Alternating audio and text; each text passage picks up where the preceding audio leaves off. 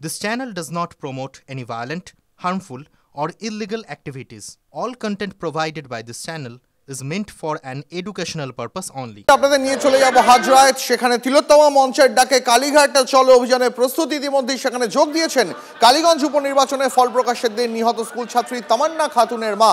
আমাদের সহকর্মী সুচরিতা ঘটনাস্থল থেকে রয়েছেন।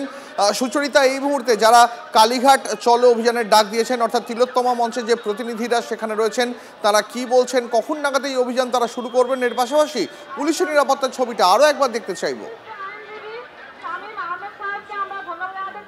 দেখো, তিলোত্তমা মঞ্চের থেকে যে ডাক দিয়েছিল তাতে সাড়া দিয়েছে বহু মানুষ, এবং যে যারা জনগণ, যারা সাধারণ মানুষ, তারা কিন্তু এসেছে। এবং আমরা জানি যে তামান্নার মা তিনিও এসেছেন, তিনিও এখানে রয়েছেন, এবং প্রত্যেকে মিলে কিন্তু আমরা দেখতে পাচ্ছি এখানে প্রতিবাদ করছেন। তামান্নার মা যে কথা বলতে পারে না, গ্রামের সাধারণ গৃহবধূ, তিনিও কথা বলছেন, কারণ তার মেয়েরও কিন্তু এখনো পর্যন্ত তিনি বিচার পাননি। তিনি বলছেন যে তিলোত্তমার বিচার যদি পেয়ে যেত তাহলে হয়তো তামান্নাকে এত অল্প বয়সে তাকে মৃত্যুবরণ করতে হতো না। এবং আমি এখানে দেখতে পাচ্ছি জনারণ্য এবং প্রত্যেকে এখানে রয়েছে, তারা কথা বলছে। এবং এই যে আমরা জানি যে পুরো জায়গাটা একদম অবরুদ্ধ করে দিয়েছে চারিদিক থেকে হাজরা মোড়ের, কোনোভাবেই কিন্তু কালীঘাটের দিকে যাওয়ার কোনো রাস্তা নেই, এবং তারা এখানে শান্তিপূর্ণ অবস্থান করছে এই মুহূর্তে। এবং তারা তাদের বক্তব্যের মাধ্যমে কোথাও গিয়ে তারা সরকারকে সচেতন করছে যে কোনোভাবে যদি এই অপরাধের যদি শাস্তি না হয় তাহলে জমা হয়েছেন তাদের কারোর সঙ্গে যদি কথা বলা সম্ভব হয়। হ্যাঁ, দেখো, এখানে অনেকেই রয়েছে, আমি কথা বলার চেষ্টা করব। যারা নাগরিক রয়েছে তারা আমাদের এখানে, আপনি যদি বলেন যে 1 বছর হয়ে গেল তিলোত্তমা সুবিচার পায়নি, আজকে আপনারা এখানে অবস্থান করছেন, কিন্তু আপনারা কি কালীঘাটের দিকে যাবেন? এক পাও এগোতে পারিনি আমরা। ওখানে তো দেখছেন সামনে কিভাবে ব্যারিকেড লাগিয়ে দেওয়া হয়েছে, জল কামানের ব্যবস্থা রয়েছে, সুতরাং ওদিকে যাওয়া মানে অসম্ভব একটা সংঘর্ষের মধ্যে যাওয়া। আমাদের প্রতিবাদ এইখান থেকেই আমরা জানাচ্ছি।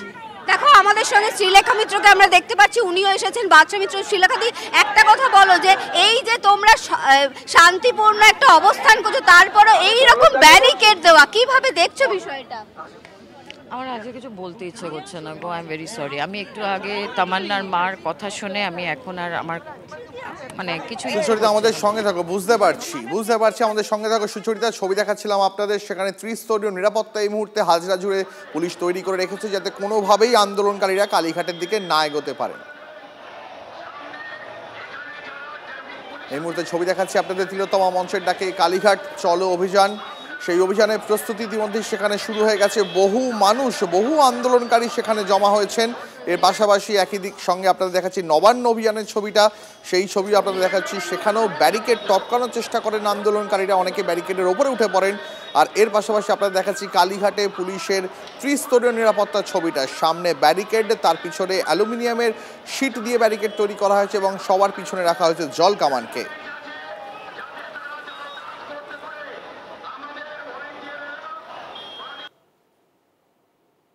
তিলোত্তমার মা আজকে ইনজিওর্ড, হাসপাতালে ভর্তি।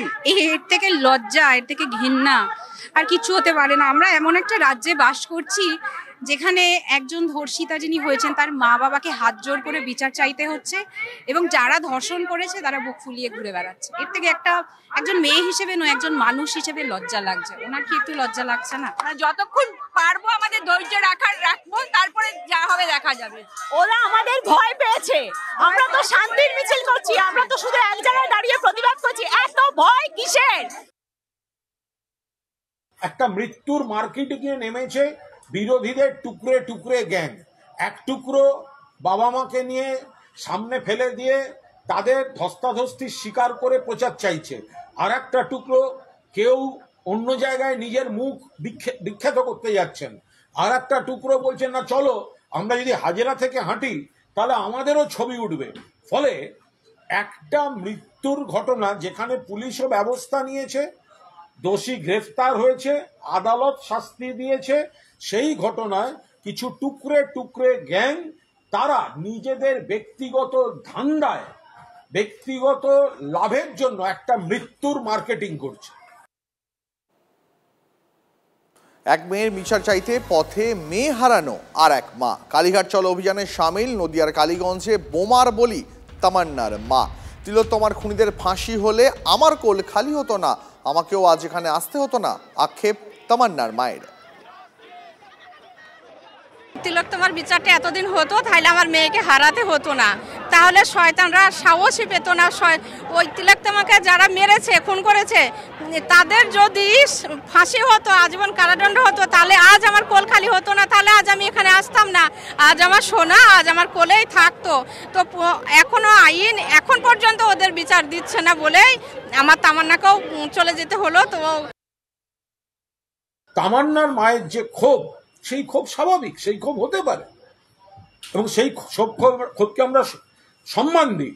এবার যারা ইভেন্ট অর্গানাইজ করছেন, কিউআর কোড দিয়ে তো ইভেন্ট ম্যানেজার গোষ্ঠীকে টাকা দেওয়া হয়েছে, কিউআর কোড দিয়ে তো ইভেন্ট ম্যানেজার গোষ্ঠীকে টাকা দেওয়া হয়েছে, ইভেন্ট ম্যানেজমেন্ট কোম্পানি টাকা পেয়েছে।